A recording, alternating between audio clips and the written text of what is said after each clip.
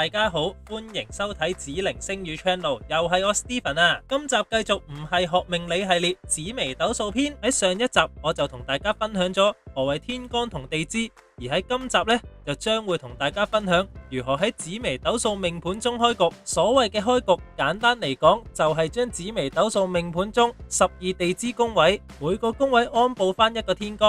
當完成之後，每個宮位就會有對應嘅天干同地支啦。而安天干嘅方法其實都好簡單嘅啫，只要你嘅出生年份呢，就已經足夠噶啦。首先照以上對照表，10個天干，每個天干都會對應翻你出生年份嘅尾數。例如上一集講過，你係甲年出世呢，出生年份尾數就會係4；如果係乙年出世嘅話呢，出生尾數年份呢就會係5啦。咁當揾到你出生年份嘅天干之後，就要進入下一個步驟啦，就係要將佢分組。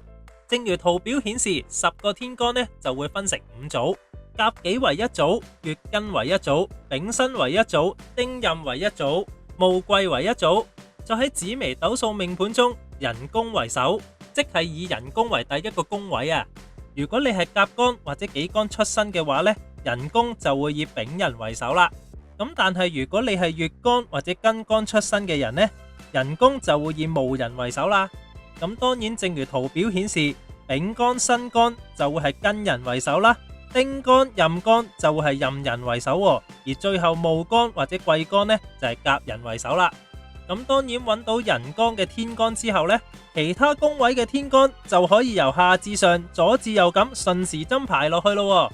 咁當然去到最後就會發現到一個好有趣嘅現象，就係10個天干對應唔晒12地支嘅宮位，就會剩翻子同丑啦。唔緊要，其實只要再順時針排落去就可以噶啦。正如圖中所顯示，就會發現到子同丑呢兩個宮位嘅天干同寅卯宮呢兩個宮位嘅天干係一模一樣嘅。咁其實呢一個分組安天干嘅方法呢，喺紫微斗數或者其他命理上呢，都有一個歌訣，就係叫五虎訣，因為係以寅呢個地支作首次排序，而寅呢對應12生肖就係屬虎，所以就叫五虎訣啦。下一集我將會同大家分享安命身二宮。咁喺今集除咗影片嘅簡易分享之外，我將會製作簡易筆記同大家分享嘅，大家可以 click 入以下連結獲取紫微斗數免費教學筆記。另外亦都可以聯絡本人獲取更多實用同有用嘅玄學資訊，例如個人生肖運程預測或者家居風水小貼士咁。